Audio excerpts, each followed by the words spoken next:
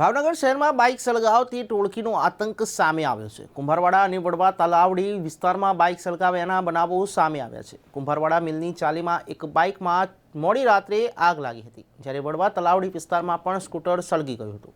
ઘટના અંગે બંને વાહનોના માલિકોએ દ્વારા સળગાવ્યા હોવાનો આક્ષેપ કર્યો છે, ત્યારે સ્થાનિક લોકોના ટોળા પણ એકઠા થઈ ગયા હતા અને પોલીસને જાણ કરવામાં આવી, ત્યારે પોલીસે વધુ તપાસ હાથ ધરી છે।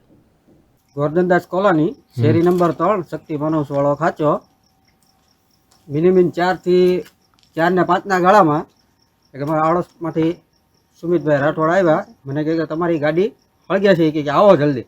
તો પછી એ અને મારી ફેમિલી આખી જાગીને સીધા અમે ઓલવવાની જ પ્રયાસ કર્યો, કેમ કે અમારે તાલપત્રીવાળું મકાન છે, હવે એને ન ઓલવવા જાવ તો મારું આખું મકાન હળગી જાય એમ છે, બરોબર। એટલે આમાં અમારે કઈ લાઈન લેવાની ભાઈ? આ વિશે પોલીસ ફરિયાદ કરી ભાઈ? હા, પોલીસ ફરિયાદ કરી। શું કીધું? બસ એ અત્યારે ફોન નતો પડ્યો, અમે જાવી છવી અત્યારે। તમને કોઈની પર શંકા છે? શંકા તો અત્યારે 2 કેમેરા છે અમારા મોહલ્લામાં, એક અહીંયા છે ને એક શક્તિ ફાર્મહાઉસના ખાંચામાં છે, બરાબર। આ ગાળામાં અમારે તપાસ કરવાની છે અને પોલીસ વાળાને જાણ કરવાની છે કે ભાઈ હું વડવા તલાવડી ઇમામવાડા મસ્જિદની પાછળ રહું છું।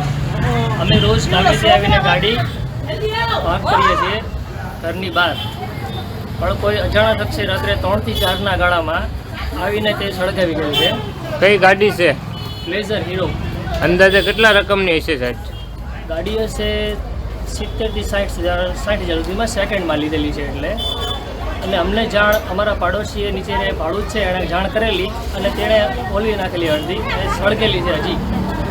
આ વિશે પોલીસ ફરિયાદ કરશો સાહેબ? હા સાહેબ, ફરિયાદ કરજો।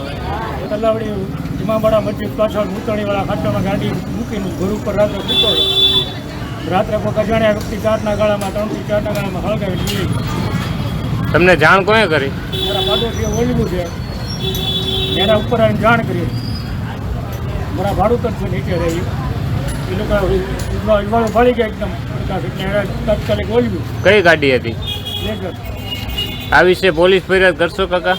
અત્યારે હવે જાગીને જવાના છીએ ફરિયાદ કરવાની।